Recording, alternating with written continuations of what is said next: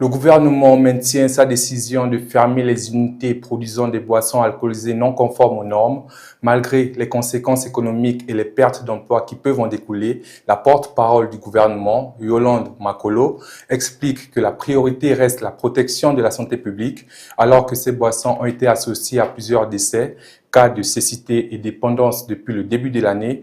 Les autorités annoncent également la poursuite des enquêtes afin d'établir les responsabilités. La suite en reportage.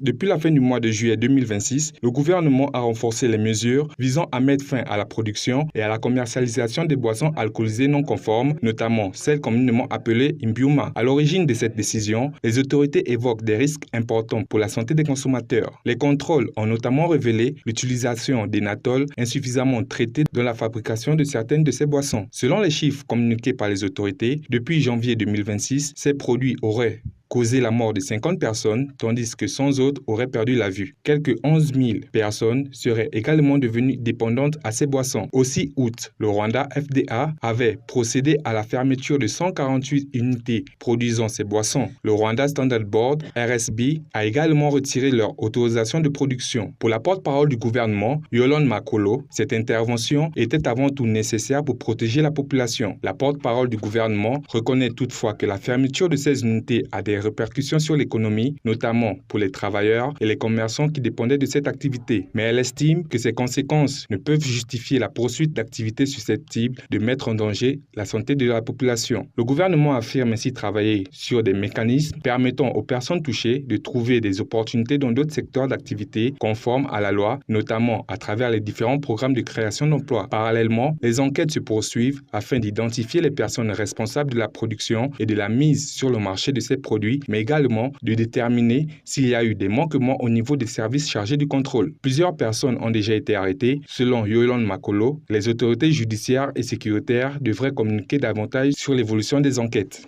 Pour le gouvernement, cette affaire met également en évidence la nécessité de renforcer durablement les mécanismes de contrôle et de surveillance des produits destinés à la consommation. Les autorités appellent par ailleurs les citoyens à faire preuve de prudence face aux boissons alcoolisées et à respecter les restrictions concernant leur consommation, notamment chez les personnes âgées de moins de 18 ans. Au-delà de la fermeture des unités non conformes, le gouvernement entend donc poursuivre la lutte contre les produits dangereux tout en encourageant les travailleurs concernés à se tourner vers des activités légales et plus sûres.